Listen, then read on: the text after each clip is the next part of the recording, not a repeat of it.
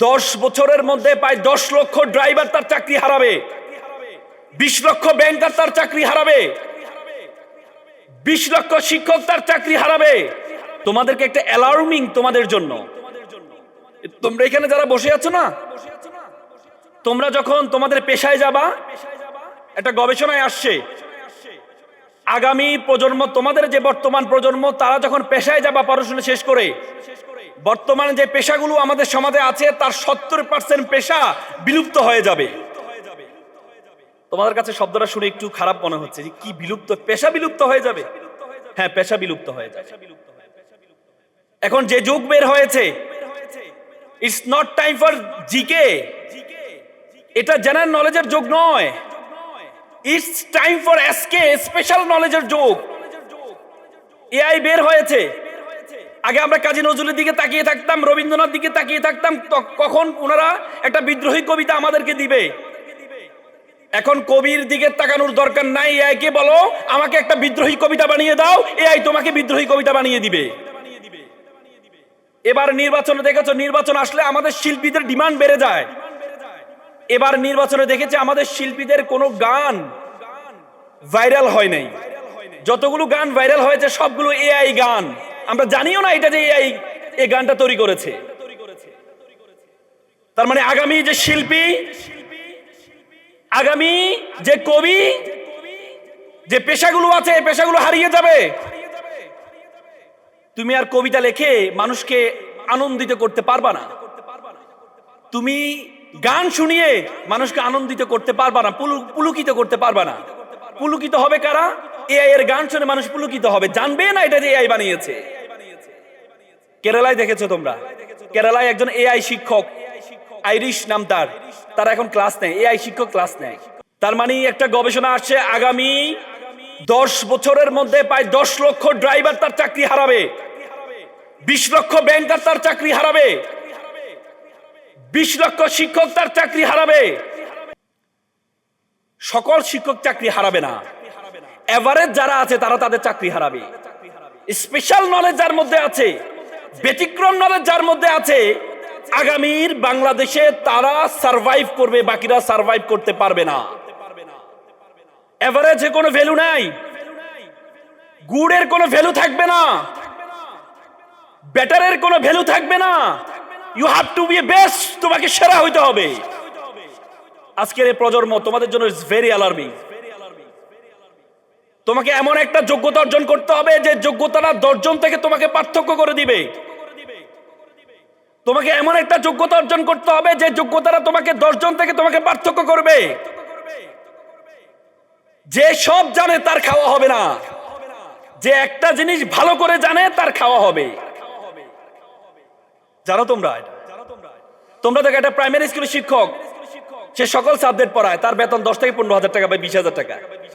একটা কলেজের শিক্ষক, সে একটা সাবজেক্ট পড়ায়, 2-3 ঘন্টা পড়ায়, তার বেতন 60 থেকে 70,000 টাকা। তার মানে আগামীর সময় হবে তোমাকে একটা জিনিসকে ভালোভাবে জানতে হবে। আজকে শিক্ষার্থী এখানে যারা আছো, আমি তোমাদেরকে 3টা টি এর কথা বলবো, 3টা টি এর কথা বলবো, 3টা এল এর কথা বলবো, যোগ্যতার কথা বলবো। প্রথম টি, টি ফর থিঙ্কিং। তোমার চিন্তার প্রসারতা বাড়াইতে হবে, তোমার চিন্তার ভিন্নতা বাড়াইতে হবে তোমার মধ্যে। তোমাকে এভারেজ হলে হবে না। চিন্তাবিদ ব্ল্যাক বলেছেন প্রত্যেকটা মানুষ প্রতিদিন 70 থেকে 80,000 বার চিন্তা করে। সে চিন্তার মধ্যে 90% চিন্তা হচ্ছে নেগেটিভ। তোমাকে পজিটিভ চিন্তা করতে হবে, তোমাকে চিন্তার প্রসারতা বাড়াইতে হবে। যদি তুমি চিন্তার দিক থেকে নিচু পড়ে যাও তাহলে আলটিমেটলি তুমি আগাইতে পারবা না। 3 ধরনের শিক্ষার্থী আছে আমাদের সমাজে। আমরা 3 ধরনের চিন্তা করি। আমরা কিছু আছে প্রিজনাল মেন্টালিটি, মানে কারাগার চিন্তা, জেলের চিন্তা ভাবনা। কিছু আছে টুরিস্ট মেন্টালিটি, আর কিছু আছে প্যাশনেট মেন্টালিটি। প্রিজনাল মেন্টালিটি কেমন? ধরো তোমার মা বাপ বলছে তোমাকে ডাক্তার হইতে হবে, তুমি বলবা ঠিক আছে আমি ডাক্তার হব। মানে জেলের মতো করে বাধ্য করে। চোরকে বলে, চোর তুমি এত মায়ের কিভাবে খাও? চোর বলে, বেদে মারলে সবাই খেতে পারে। প্রিজনাল মেন্টালিটি, তাদের সফলতার হার হচ্ছে মাত্র 3%। টুরিস্ট মেন্টালিটি, গিয়ে আমরা ট্যুর করতে যাই না, গিয়ে দেখি না, যদি ভালো লাগে তাহলে থেকে যাব, এই ঘুরে আসি না। মা যেহেতু বলেছে ডাক্তার হওয়ার জন্য, একটু ডাক্তার চেষ্টা করে দেখি না, যদি ভালো লাগে ডাক্তার হবো, না হলে MBBS পাস করার পর BCS এর দিকে চলে যাব। মানে টুরিস্ট মেন্টালিটি, এদের সফলতার হার হচ্ছে মাত্র 7 থেকে 8%। আর যারা প্যাশনেট মেন্টালিটি,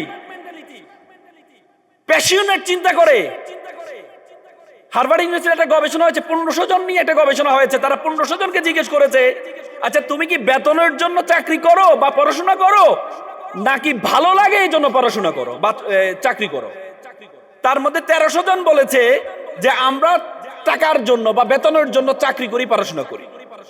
আর 200 জন বলেছে আমার ভালো লাগে তাই আমি চাকরি করি, পড়াশোনা করি। পরবর্তী 30 বছর পর সফলতার হার যখন দেখতে পেয়েছে, তারা দেখতে পেয়েছে যারা বলেছে যে আমি ভালো লাগে এই জন্য পড়াশোনা করি, এই জন্য চাকরি করি, তারা যারা বলেছেন টাকার জন্য করে, তাদের চেয়ে প্রায় 10 গুণ সফলতার হার সবচেয়ে বেশি।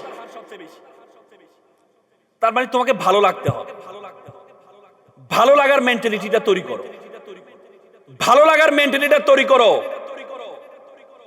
মা বাবা বলবেই তোমাকে, মা বাবা তোমাকে বলবেই তুমি ডাক্তার, তোমার চাচা ডাক্তার হয়েছে তুমি ডাক্তার হও, তোমার বোন শিক্ষক হয়েছে তুমি শিক্ষক হও। কিন্তু মনকে জিজ্ঞেস করো, মনকে জিজ্ঞেস করো তোমার মন কি চায়। তোমার মন যদি চায়, তোমার মন যদি চায় তুমি ভালো ফটোগ্রাফার হবা, তুমি সেটা হও। তোমার মন যদি চায় তুমি ভালো প্লেয়ার হবা, তুমি সেটা হও। মনকে প্রাধান্য দাও। শিক্ষার্থীরা একটু দাঁড়াও, সবাই শিক্ষার্থীরা দাঁড়াও। এতদিন মা বাবা বলেছে, আত্মীয় স্বজন বলেছে, কোনো কিছুর দিকে তাকাবা না,